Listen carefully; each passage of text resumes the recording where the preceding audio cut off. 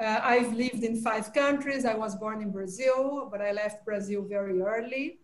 I lived in the States for a while, but all my academic life I did in England. My first graduations in psychology, and then I did my MPhil and Masters in the London School of Economic and Social Sciences in London, where I did research on social psychology. And then I moved to focus on psychosis and schizophrenia. During the 70s, it's something that actually I'm gonna mention now, there's a whole movement of understanding behavior through institutionalizations, and I specialized myself in psychology, and I did my PhD and specialization at the Institute of Psychiatry. From there, I moved to Spain. There was an end of dictatorship, democratization of Spain, and they wanted to do an important health reform. So they hired me to lead the psychiatric reform there. I was very honored to do that. So I also took part at the European Community as the head of research in mental health. A few years later, because of personal reasons, I came to Israel for 2 years. And I decided to have a break and actually develop a theory that I had in the back of my head about pedagogy for very young kids. And during those 2 years, I fell in love in Israel. I fell in love with education. I fell in love with, I really, till today, people thought I would change my mind. I still think it's the best education in the world. I'm not talking about the educational system. I'm talking about the way Israelis relate to education, to pedagogy, to raise kids, and to, so I fell in love with all of that. I went back to Europe, but I couldn't stay there anymore. I decided to do Aliyah, and I was very, very lucky and honored to be invited by Gila to join Avi Warshawski in this amazing project that we've been working on for the last 8 years. So that's me. So with you, I'm gonna share today a little of the reflections. Mindset main philosophy is that we don't have all the answers. Mindset basis is continuous exploration, understanding, and development, because we don't want to stay only in the conceptual base. So we all actually develop and test new ways of helping learning move forward. So that's what I'm going to share with all of you. I'm going to share my screen now.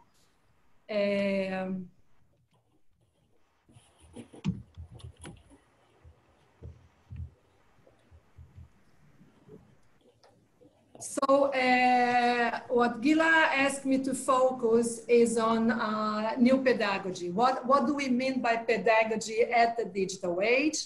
And that's, let's say, a lecture I've been giving for a few years, but no doubt, and I always update this, but there's no doubt COVID-19 has impacted everything we understand about pedagogy so significantly. I see COVID-19 as a huge living lab, that a lot of the assumptions we had, a lot of the visions we had, we are actually seeing them being played out. We are really understanding or maybe opening new questions during these times. So I'm gonna divide my talk into parts. The first one, I'm gonna bring a few challenges that the learners of the digital age are having. But I would like to give a sort of optimistic view, because I think we need at this crisis time. So for every challenge, I'm gonna try to show how do we see the way we should go. The first challenge I wanna talk about is this new world order we live in. What you have in front of you is a painting that is called Edward Ben-Ami. It was actually the first painting that came to be considered a piece of art, but was fully generated by what they called non-planned machine learning, and was actually brought to Christie's to be put into auction. People thought people would pay around $5,000, maximum to $7,000. At the end, was sold for almost $500,000. So this is a huge disruption of what we understand humans are able to contribute. Something we always said that the differentiation of human beings is actually our capacity to create. And suddenly we see a piece of art fully created by a computer. Why do I bring this here? Because all the years I've been working here in Israel in EdTech, in education, I really see this, movie expressing how I see educators. Buster Keaton here is running after a train. Every time he thinks he catches the train runs away. And that's exactly how I feel educators are feeling today. All the other industries have passed through important challenges, but even health, that was at the same stage of education 8 years ago, has already caught the train, but educators still feel there's something that happened that is very hard for them to catch. And so this new world order for us became a huge challenge. Educators feel very not prepared, not up to the challenge. So there's a huge debilitating generation gap, which I see as even dangerous. For a long time, students, doesn't matter the age of the student, looked up to educators, to the educational leaders. Today, I think our feeling of not being able to be up to you send a sort of weak message, which I see a bit dangerous. And that's a challenge that we see as well. Because at the end of the day, even with this uneasiness, we are still in the front line. They still come to us. We still hold a major role in society. I'm just going to give one example. Steve Blank, I don't know how many of you know Steve Blank.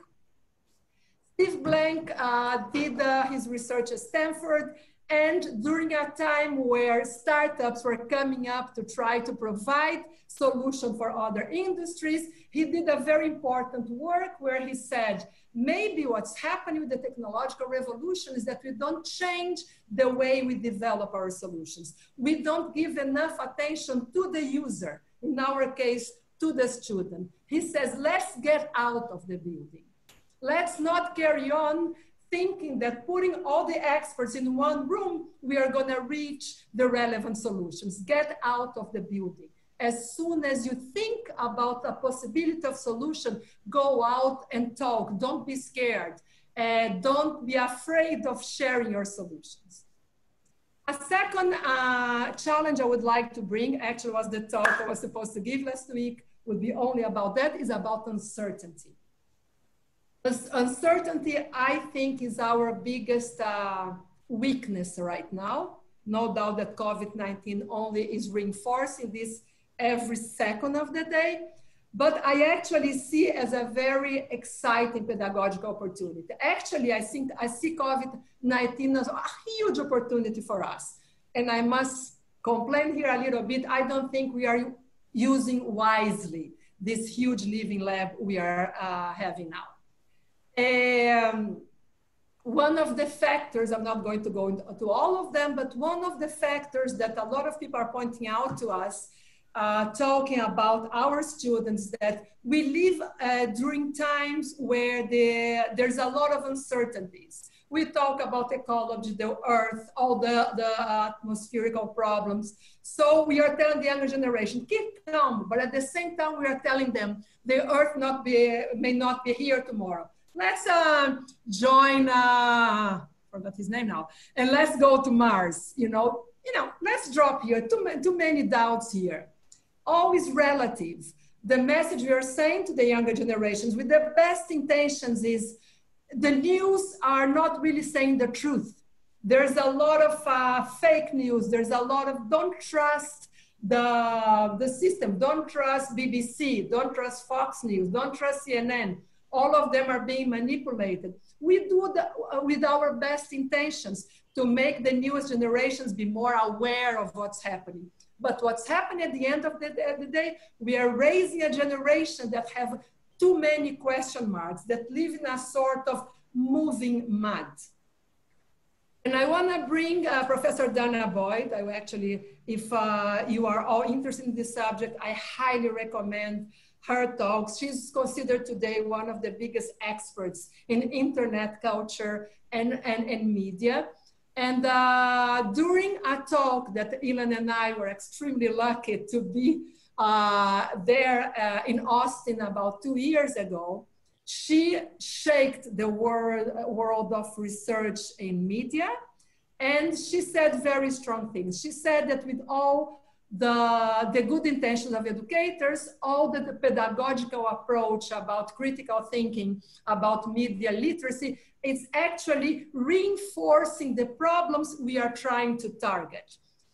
What she's saying is that while we are creating pedagogical approaches that are questioned all the time, the information, the world of internet where kids relate with all the time, we are allowing these kids to navigate by themselves. We are taking the kids not to trust everything we believed, let's say the institutions we all trust, and we are taking them to feel lost. And there's a lot of people out there. Her main research lately is about what they call the dark internet. And she said there's a lot of people out there that actually take this opportunity to provide answers. Because at the end of the day, during the development of any human being, you need some orientations. You need some sort of roads to follow, even if later you question these roads. But when you leave no roads in front of you, you create more confusions, and you create a generation that is totally lost, and it's a good catch for the people that are less well-intentioned. Huge opportunity. I don't know how many of you read his latest book, David Weinberger, Everyday Cows. David Weinberger, among other things, was the one that created the Innovation Library Lab in Harvard. He's a very important thought leader also about the internet culture and how education should approach the internet culture. His latest book, he gives a very optimistic view about everything Dana Boyd is talking about. She says that instead of us looking at the internet and the digital world as a chaos, for example, he fights about the concept of us being overwhelmed by information. He says we are not overwhelmed. Information is out there. Let's optimize the possibilities, and let's take our students to understand and use technology to develop the best ways to optimize and turn this into opportunities for us to create better situations and better learning opportunities. A third challenge, I'm not going to go into it. I'm sure all of you know more than enough. It's accessibility and connectivity, which is the challenge that actually took us to all the other ones. Tim Berners-Lee, when he created the World Wide Web, he had the best intentions in the world. He really thought he was creating a global community conversation. But as we just saw, this community conversation is today manipulated by big companies, by other things. So the internet became a bit different. So when we say let's navigate freely because there's endless possibilities, Edward Snowden also showed us that it's not exactly like that. So again, I bring Weinberger. He says, let's not look at sharing only as a danger. On the contrary, let's look at machine learning as an opportunity to change the power of dynamics in education. Let's allow this sharing to be an opportunity for us to have our students as also colleagues of us to reach knowledge. Knowledge today is reached from a different point of view. the sharing of opportunities that the internet has, the accessibility of information can help our students to be more actively involved in their own learning. A fourth challenge, which again, I'm always asking educators to step up. I'm a true believer that educators have a very important role in society. But there is a challenge today. There's a lot of amateurs that in a way became experts. This blonde, good-looking chap here in the screen has been this year a bit less, but for the last 3 or 4 years, the big YouTuber. He has attracted millions of youngers to listen to him, in a way learn many things from his what he calls expertise. And he provides to these people an image that I'm one of you, which is not true. At the end of the day, he became also a professional, a YouTuber professional, highly paid. Reddit is another huge example. Reddit, for me today, it's one of the, let's say, huge opportunities the younger generations have. Reddit became a place of creating and building knowledge. By creating interest forums, actually you give an opportunity of the young generation to find people with same interests out there and build knowledge. Live streaming, a huge opportunity of amateurs to provide platforms for all of us to learn. I think the huge opportunity here is that the learner for many years was seen as a consumer of our educational products. Today, the learner is a co-creator, is a collaborator. Reddit, YouTube, Minecraft is a gaming that revolutionized the gaming world and provided a huge pedagogical opportunity. I think if we see the learner as a co-creator, it's a huge opportunity for us. Another opportunity that Jeff Pulver, important thought leader in the startup world, always bring about from his own experience is the self-learner possibilities that this new world brings. He tells his own story, saying that he was always an outsider, he was very fat, he had different interests from other people in his social group, and he never felt the educational system was giving him an opportunity to develop neither his social skills, nor his cognitive skills. So actually this world allowed him to find peers, people that also had his same interests, and from there he was able to develop his future, his career, and his social connection. So self-learners, long life learners, and interest forums is a huge opportunity for us. The last challenge I would like to bring is smart technologies, bringing together humans and machines. I know that Professor Cesar Rafael and Avi Warshawski mentioned this subject, saying how machines today are not seen as instruments today, but on the contrary, they are more even, from instruments they became complements to human functions. Today we see them actually as a symbiotic relation with us. And the perspective I would like to give here is because of this symbiotic relation that we have with machines, like for example, we are not developed of our memory skills anymore because we rely on our smartphones. So when students come in contact with education, their expectations have changed. They have access to this symbiotic relation with machines, so we cannot deny, forget, or not put as an important part of our pedagogical approaches their expectations, their previous understanding and relations with smart machines. An example is virtual reality. The moment that you are exposed to a technology that changes significantly your experience, you expect from the world a different relation. This is not a technology, that's not something outside ourselves. once you are immersed in this technology, your personal experience existed. It really happened. I don't want to go into deep, but I'm sure all of you know about Dr. Demis Hassabis and Google DeepMind that revolutionized our understanding of artificial intelligence. For the first time during this game of Go, we actually saw a machine taking its own decisions. For the first time, we saw the programmers, the developers looking at a DeepMind and seeing what is going to be the next move.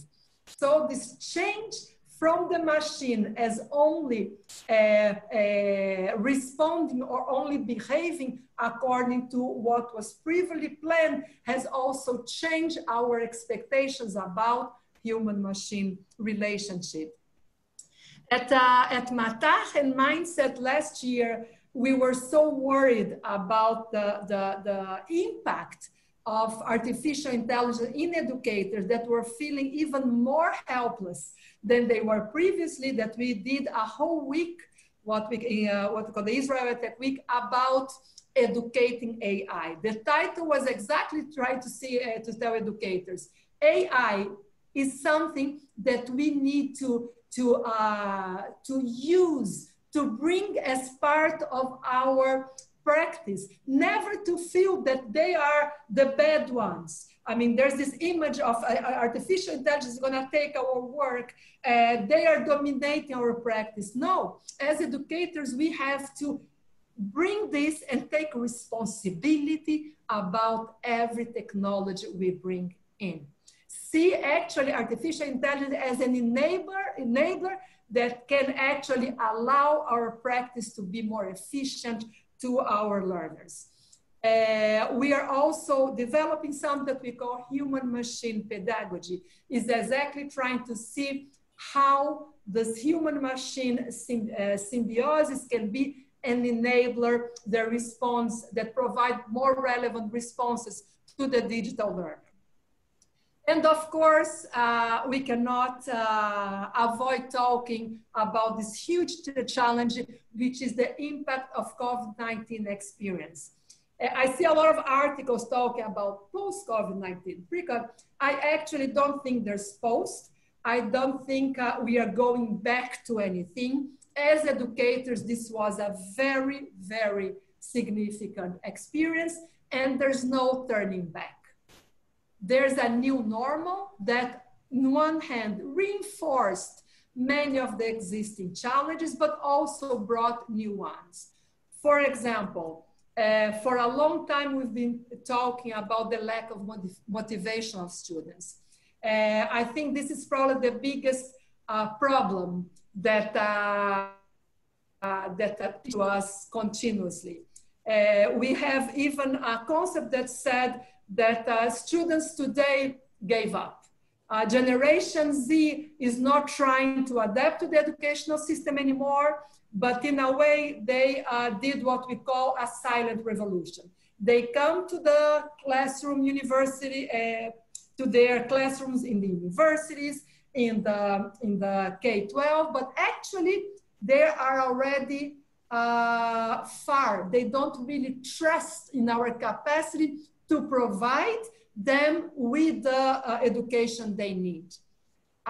So these assumptions here were only reinforced. When we saw educators struggling to engage students, in a way, we validated this hypothesis that students are losing their trust in our capacity to provide answers. From another perspective, I know that Avi Varshavit mentioned Roger's curve. For a long time, we were using this curve to help bring more early adopters to try technology.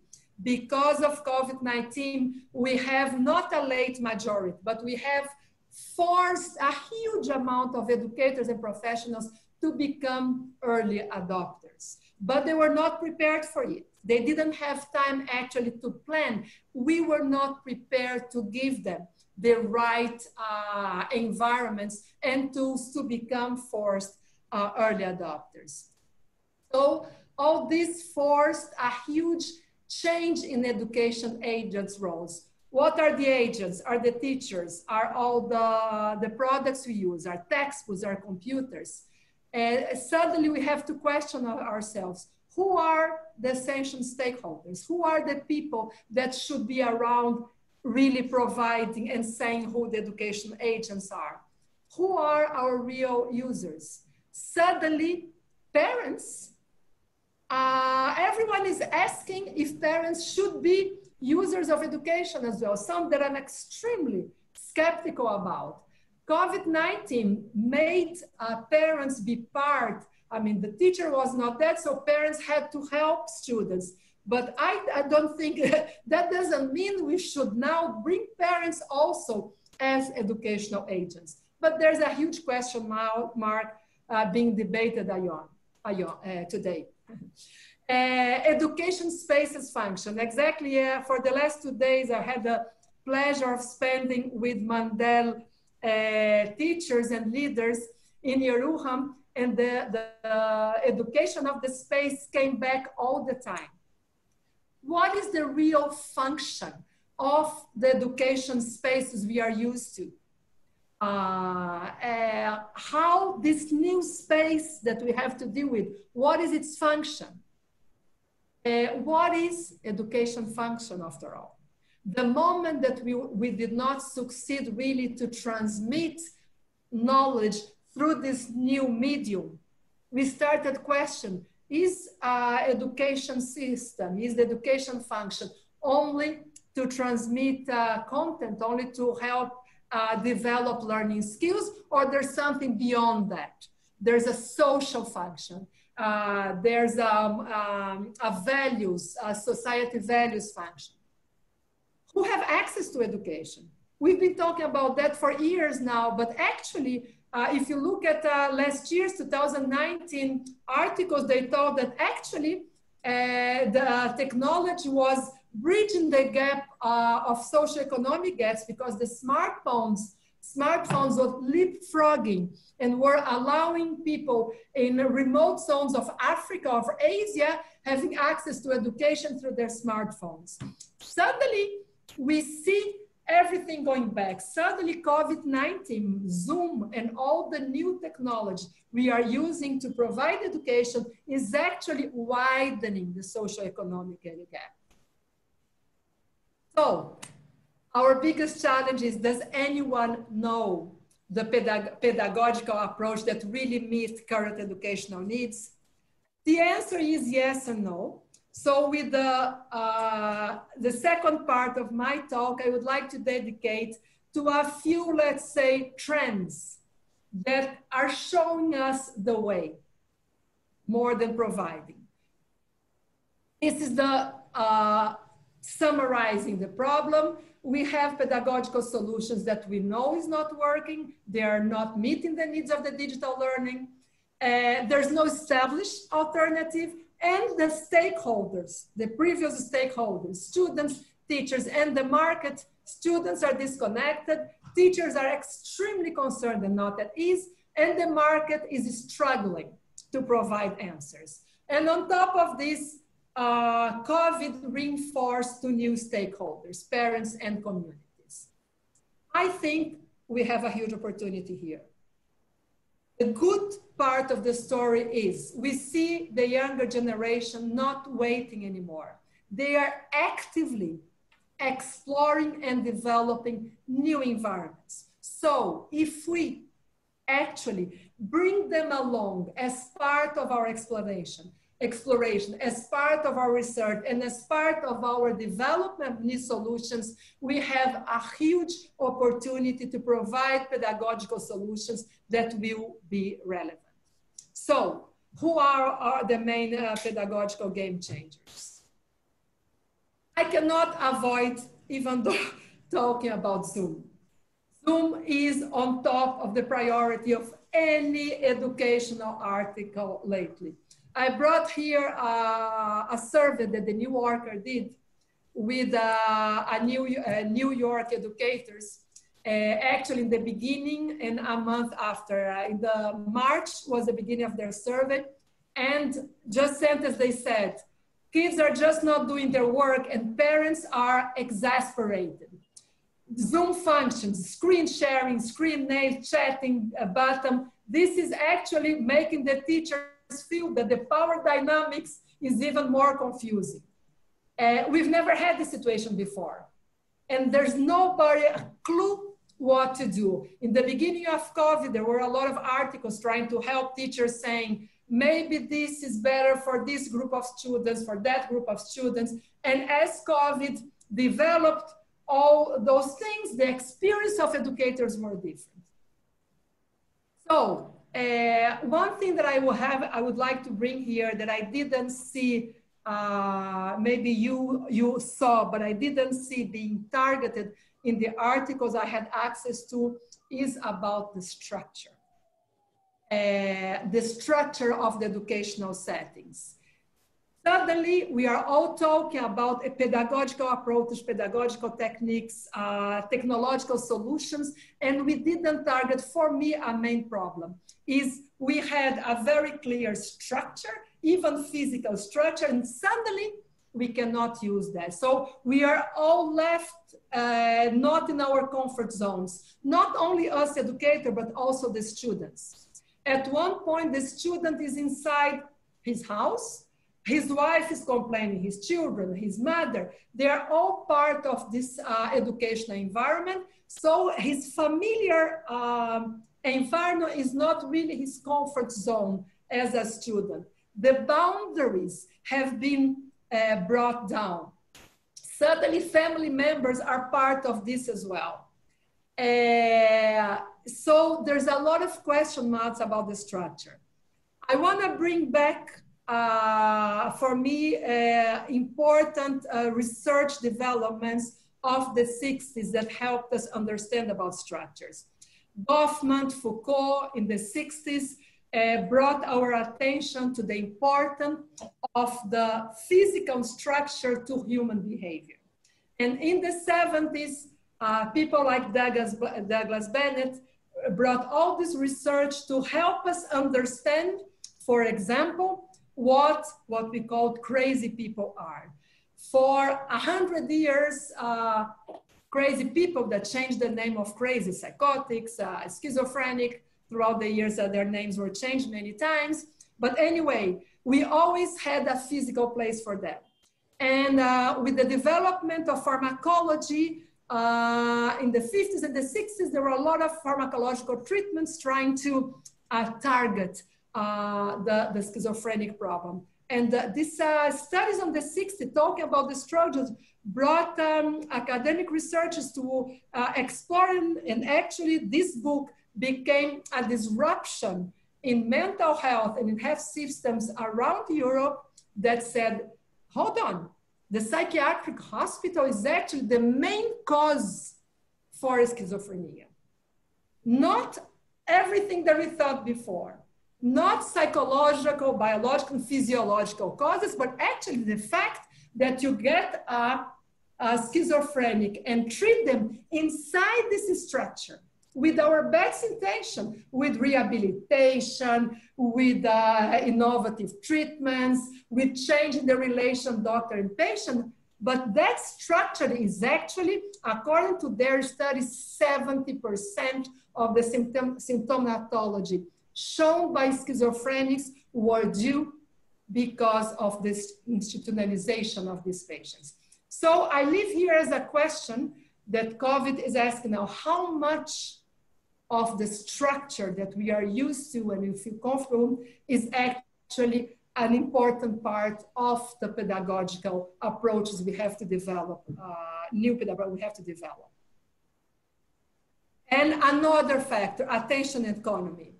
Attention economy became the commodity of the digital world. Everyone, including us, are fighting for the attention of the students. Engagement, for example, I heard the last few days, a lot of educators saying that the biggest problem of Zoom is exactly because you cannot control the attention of the students. Inside the classroom, if they get their smartphone or they look down, you know if the attention is here. So educators suddenly are also struggling the same way of Facebook and Google and everyone. And so we are all struggling to get students' attention. This is a huge part of our pedagogical approach. Instead of fighting because we lost control of their attention, I think, again, here we have an opportunity. Let's think about the access that this attention provides us to create a pedagogical approach that provides more interaction, more immediatism, like we are all here talking, live environments. A second trend that in the last few years are really impacting education, the entrepreneurial culture. Startups, R&Ds, develop new technologies, are changing our pedagogical approaches. Eric Ries, in his book, The Lean Method, talked how all the startup culture are developments created exactly to answer to conditions of extreme uncertainty. So allowing our students to develop more user-centered design learning approaches, approaches where they're more active in meeting their own needs, allowing them to be more creative, developers, builders. Piaget talked about this many years ago, builders of their own learning, allowing them to understand all the time the problems. More than that, bringing the industry inside learning. A big problem of higher education today is the fact that the industry is saying you are not preparing students for the world they will have to work with. The entrepreneurial culture bring this industry inside pedagogical approaches, make different stakeholders that we didn't have now, not only as, let's send our students to do practice there. No, they're saying they have to be part of the educational stakeholders. They have to bring also the industry as part of education. I'm looking at my time, okay. A third trend, very important, is human-machine pedagogy. What do we mean by that? It's something Mindset is working very intensive lately. How machine can be an enabler for us. Let's take the symbiotic relation with humans and machine and be aware of the negative factors, but try to actually take the opportunities and enable us to be better educators. Digital and computational literacy should be an integral part of education from very early ages. Students should be more literate. The fact that they were born with smart machine does not mean that they develop all the skills to be literate with this. That was also a misconception we had before.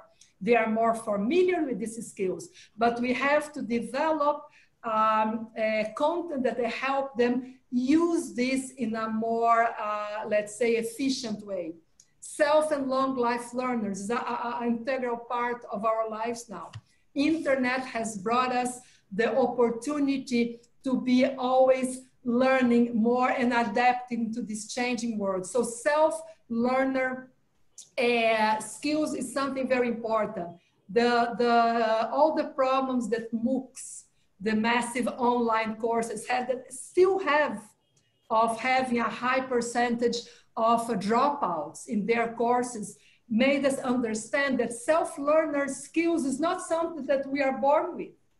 We have to help our learners to learn how to be self-learners so they can leave our university and carry on learning. The global community, that's something COVID also allowed us to even make better use of this. Peer-to-peer learning forums, bringing experts to be an integral part of our education, regardless of wherever they are now. The virtual and the physical, making an optimal use of that.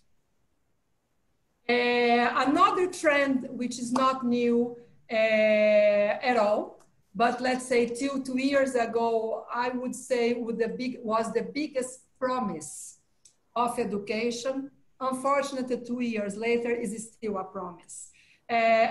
We still believe it's gonna be the big disruption, it's gonna be the big contribution that technology can bring to education, but is still a promise. I think we didn't foresee a few years ago how complex this was. I'm gonna give very quick 2 examples.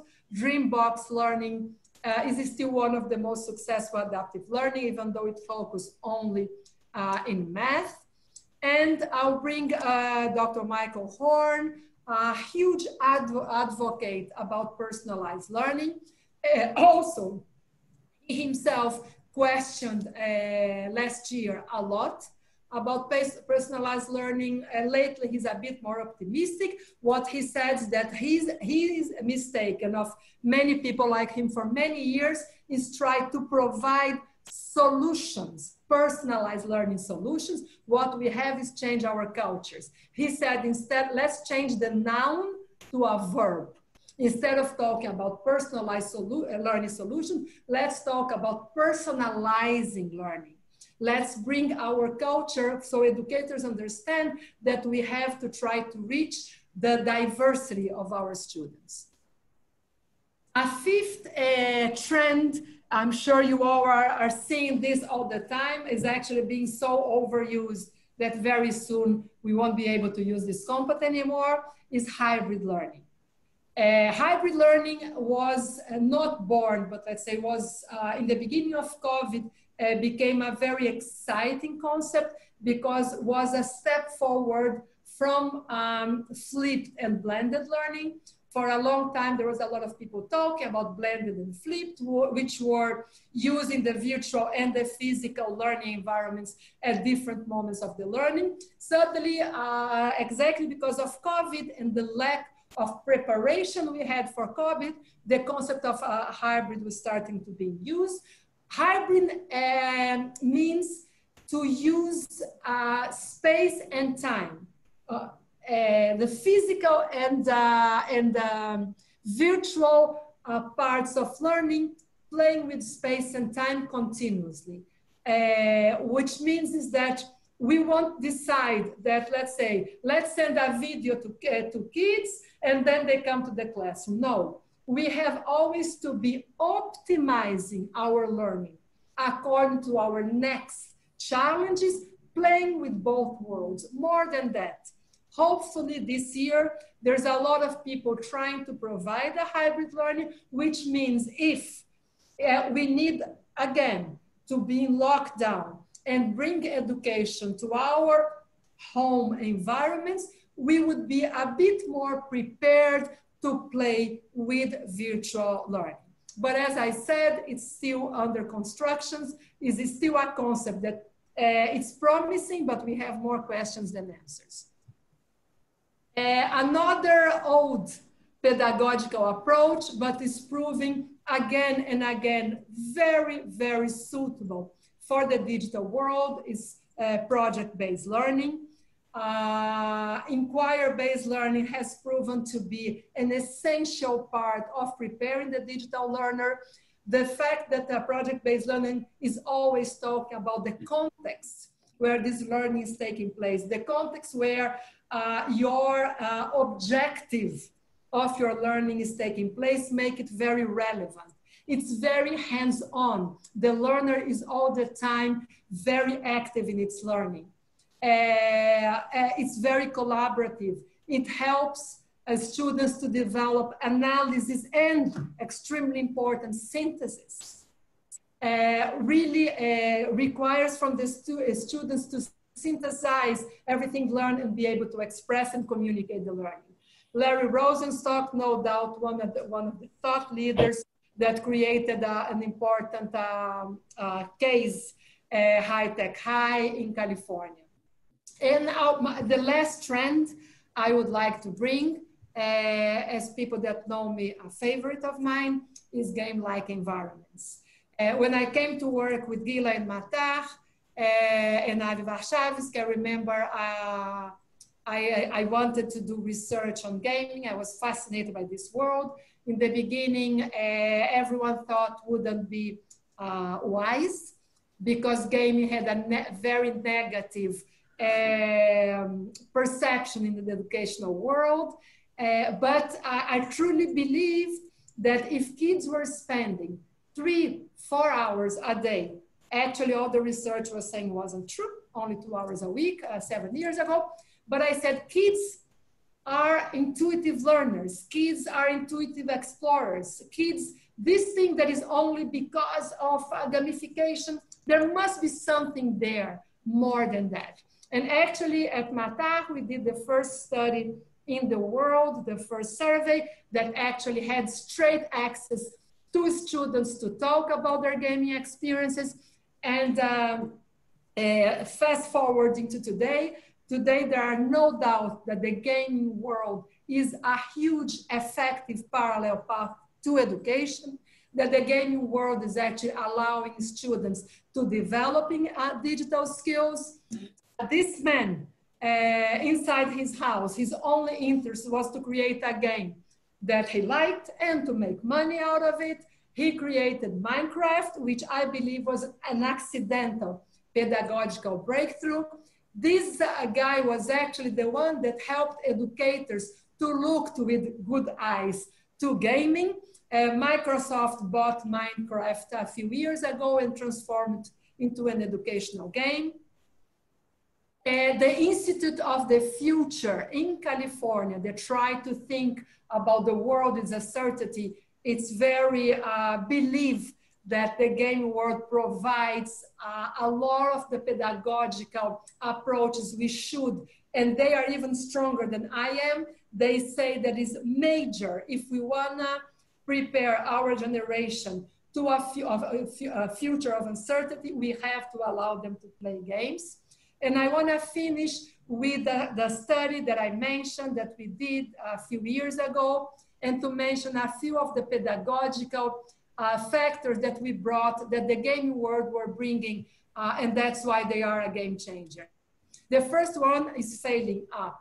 For many, many, many years, the educational world used evaluation as a punishment and reward. Today, not anymore, but for many years, strategy. The gaming world, and for me, that's actually the engaging factor of the gaming world. Failure is part of the learning process. The gamers understand that as soon as they start playing, if you think at the end of the day, the gaming world want to make money. If they were punishing the gamer when they start playing the game, nobody would play games anymore. They want actually to hook the gamer to stay there. So they use failure as part of the learning process, being very forgiving. It's a very forgiving environment. More than that, this forgiveness is actually providing all the resources the learner needs to learn and carry on playing. So this is a 9-year-old boy that said when we were doing this study, if I lose, I try again and again until I succeed. Epic win, gamers, and there's lots of photographers that love to do pictures about that. It's called the epic win.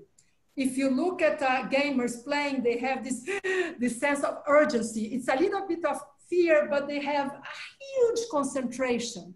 Everything every educator would look for is a sort of motivation that even though you see they're suffering a little bit, because they are facing a struggle, they wanna carry on. They wanna overcome this problem they are facing. That's what in economy today they call blissful productivity, a concept that came from the gaming world. How to learn, how to handle difficult challenges, but actually make them relevant. It's willing to work hard. I mean, this is everything we would look for in our workers. Another important factor, yes, I can. Actually, I have to say to all Israeli educators, I learned this not with the gaming world. I learned this with Israeli parents and Israeli educators, and still Every time I talk about outside Israel, I say for me, this is the secret of Israelis. When we think about the few years of Israeli existence and all the huge things Israelis did, I think this is part. When you take out an Israeli baby from the mommy's belly, you are always telling him, yes, you can. What do you think? Yes, you can. So this yes, I can, today we know it's a very important part of reinforcing the learner as a learner. Very different from European education, for example. And collaborative problem solving, that when we did this study 7 years ago, this existed only in the gaming world. This has always been a challenge for our educators, a pedagogical challenge. In the last 2 or 3 years, actually collaborative problem solving is being an important part of all pedagogical processes, in especially mathematics, but also trying to bring to humanities in education as well. So the message I would like to bring here, there's a huge gap between the way people are learning outside and inside the educational world, but there's a lot of pedagogical opportunities here. I think we should open more our ears. As I said, I think we were not wise during COVID. COVID has been a huge living lab, and we did not take this opportunity to learn from learners. And I think we need to learn more. We have to follow the learner. David Weinberger gave a few talks this year saying that if they are successfully learning, let's learn from them. If we do that, we will be able to develop learning environments that develop pedagogical strategies that actually support the digital learner and help them become better citizens of the world. Thank you very much.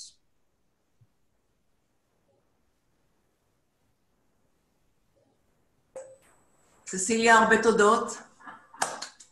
הייתה הרצאה מרתקת, ואני רוצה מאוד לפתוח את זה לשאלות, הערות שלכם. את השאלות אפשר לשאול בעברית. ססיליה תעשה ודאי קומביניישן של אנגלית ועברית בתשובות שלה. אז בבקשה, אל תהססו. אפשר לשאול? כן, בבקשה. ססיליה, אמרת שהמשחקים, יש בהם הרבה סלחנות לשחקנים. יש הרבה? forgiveness. נותנים להם עוד ועוד אפשרויות. מה שרציתי לשאול זה מה המחיר החינוכי של זה? זאת אומרת, האם יכול להיות שהם לומדים שזה לא כזה נורא לא להצליח, כי הם יקבלו במילא עוד הזדמנות? אז תודה השאלה. As I said, when I actually struggled a little bit with Avi when I started to do this research, because of course, even though, as I said, I still think the gaming world is the one that are developing the skills necessary for the digital world, I always say, haval. Huge haval. I don't want to leave this learning generation in the hands of an industry that at the end of the day want to make money. But on the other hand, Aviad, this, which I think is happening to artificial intelligence as well, this thing of saying they are the bad guys, just take us away from learning what's happening here. For example, Minecraft.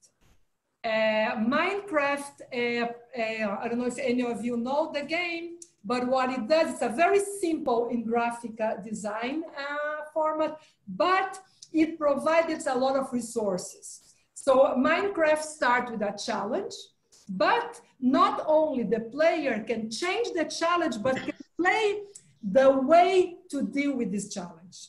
So what I'm saying is that the gaming world developed mechanisms that every time you find yourself with a problem that you don't feel capable of learning, it provides you resources to personalize in a way that you feel that you are able. So enable you to overcome this challenge, learning to go to the next step. I think that's everything we would like to do in education. תודה. שאלות נוספות? עמי. עמי. תגידי לו, שאתה שומע, רק לא יודע. עמי, אתה במיוט? זהו. עכשיו שם. תודה רבה על ההרצאה מאירת העיניים. שתי שאלות אלייך. יש לך דוגמה טובה לשימוש ב-AI במערכות חינוך, ובאיזה תחומים במערכות חינוך? והשאלה השנייה, האם יש לך דוגמאות טובות על customized learning, self-learning, שדיברת עליהם, באיזה מערכות חינוך, או באיזה מחוזות, או באיזה מדינות? אוקיי. תודה על השאלה. Yeah, there's a few examples. For example, there's a lot of studies by Professor Rosé Locking in England, but she is very concerned with the role of the teacher, because at the end of the day, the teachers are the front line of education.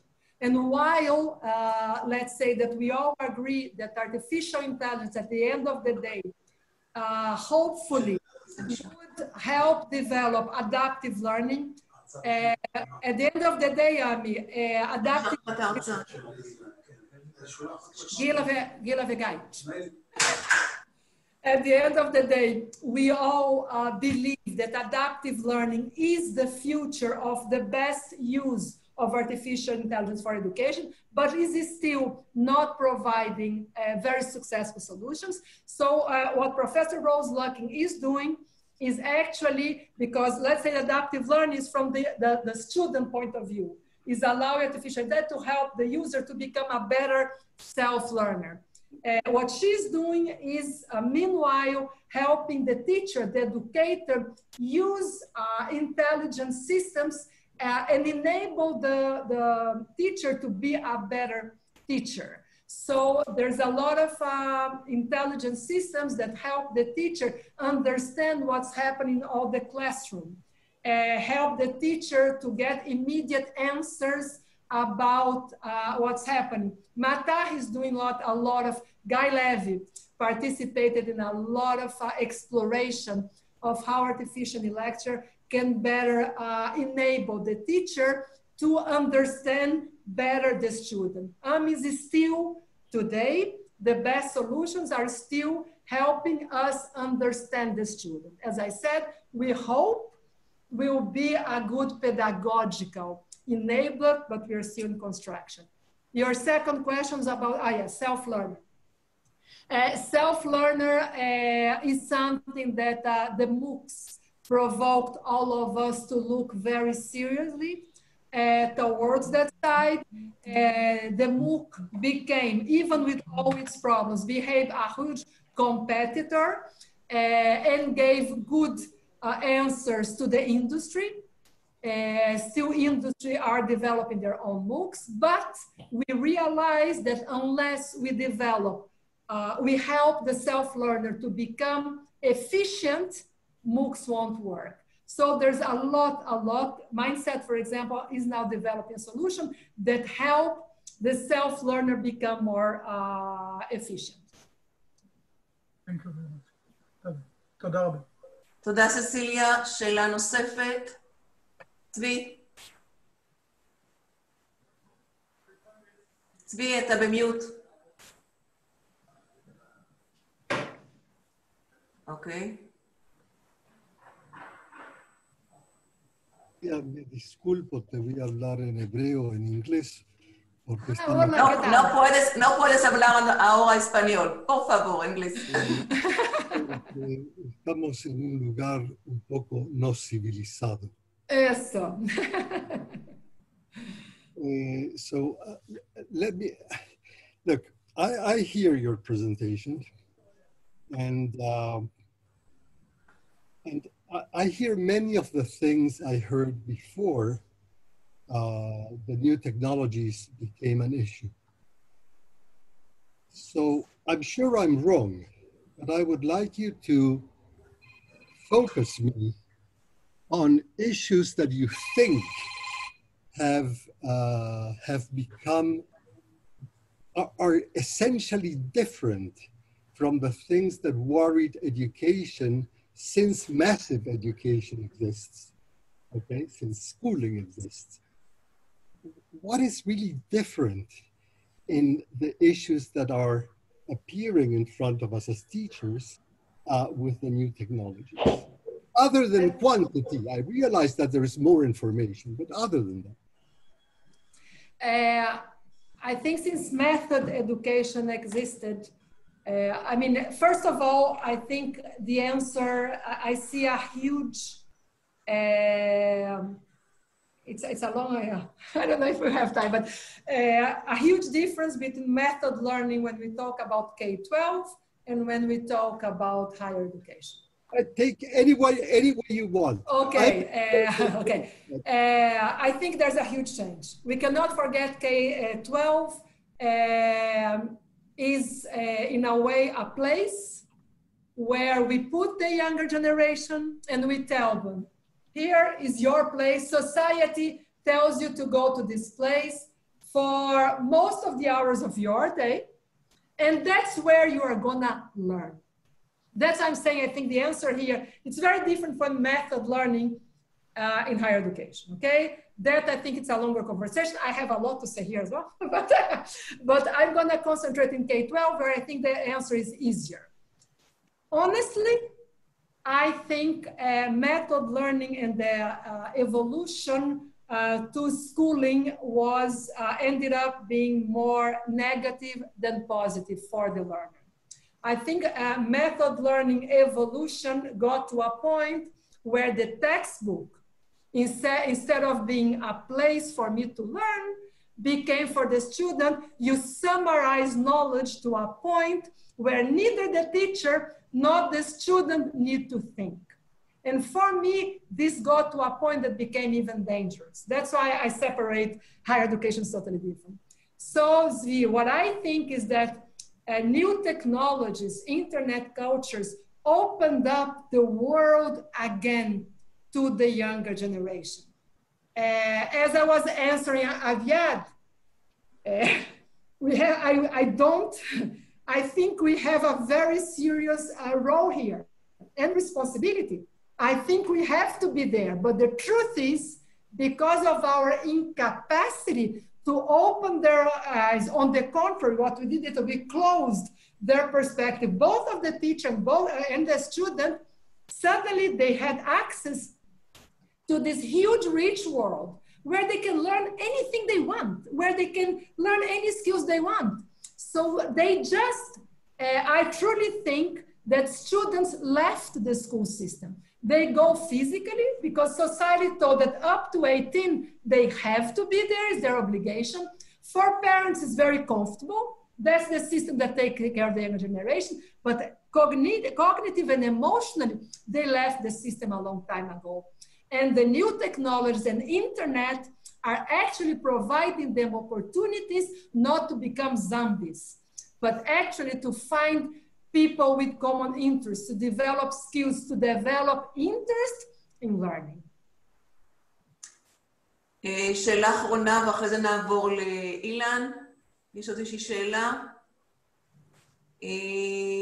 ססיליה, לא נספיק היום, אבל מה שאותי היום מאוד מטריד, אנחנו שומעים די הרבה הרצאות, קוראים הרבה מחקרים ומאמרים, במיוחד עכשיו בעקבות תקופת הקורונה, שעשתה איזה, הפכה את זה למשהו של הזדמנות שיכולה לשנות תהליכי הוראה ולמידה.